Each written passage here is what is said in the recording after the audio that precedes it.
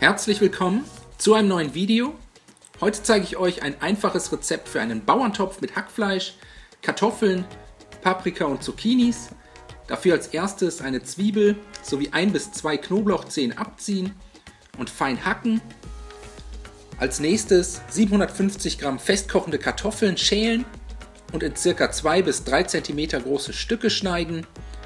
Außerdem habe ich hier noch 2 Paprikaschoten und 2 kleine Zucchinis. Einfach in mundgerechte Stücke schneiden.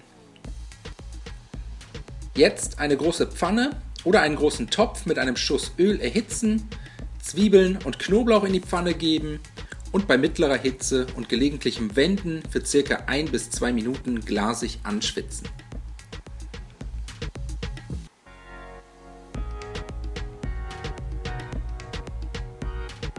Wenn das erledigt ist, 500 Gramm Hackfleisch dazugeben.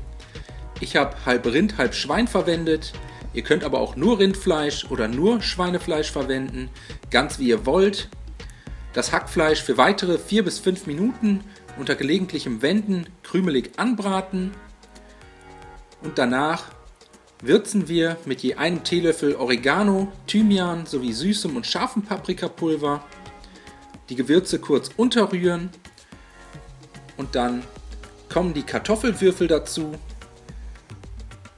Die Kartoffeln einfach unter das Hackfleisch rühren und für 1 bis 2 Minuten mit anbraten.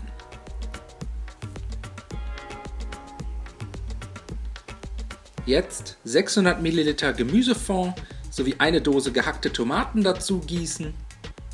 Alles nochmal gut umrühren und dann für 15 Minuten bei mittlerer Hitze sanft köcheln lassen. Nach ca. 15 Minuten kommt das restliche Gemüse dazu und den Bauerntopf anschließend für weitere 5 Minuten köcheln lassen, so lange bis die Kartoffeln gar sind.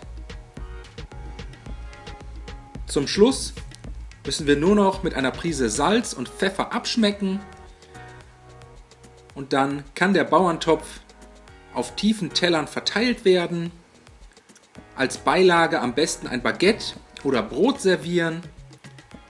Außerdem mit etwas fein gehackter Petersilie garnieren.